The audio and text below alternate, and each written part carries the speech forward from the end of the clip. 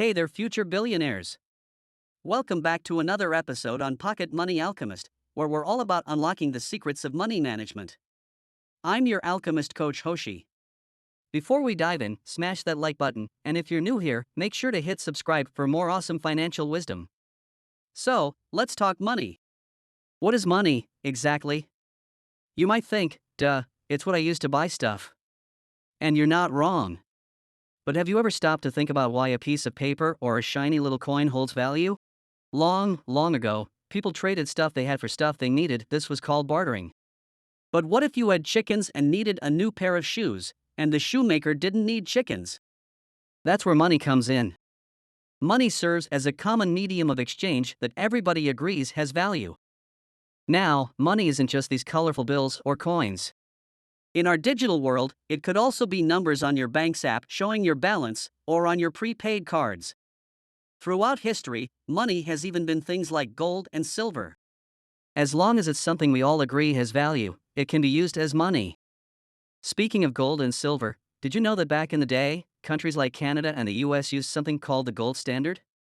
It's like when your coach says, "This game is the gold standard, play like this, and you're golden."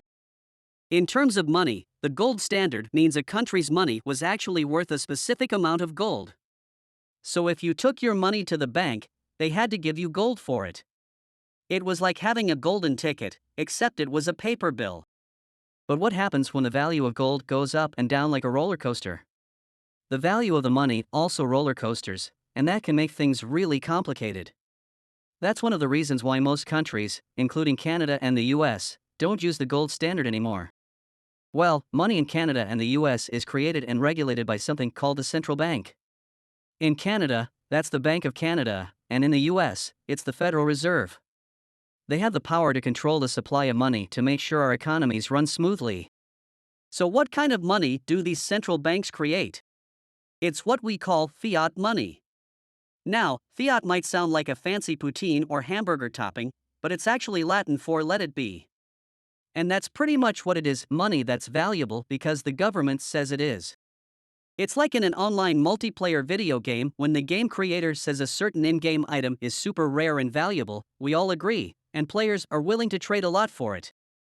So, just like we trust the game creator when they value an in-game item, we all trust and agree that this fiat money is worth something. And that's why you can trade it for your favorite video game, hockey ticket, or even a delicious poutine or cheeseburger. Well, that's all for today's lesson, folks.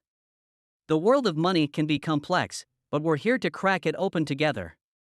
Remember, understanding money is your first step to becoming a master of your financial universe. Thanks for tuning in. If you learned something new today, give this video a big thumbs up and share it with your friends. Have questions or thoughts? Drop them in the comments below.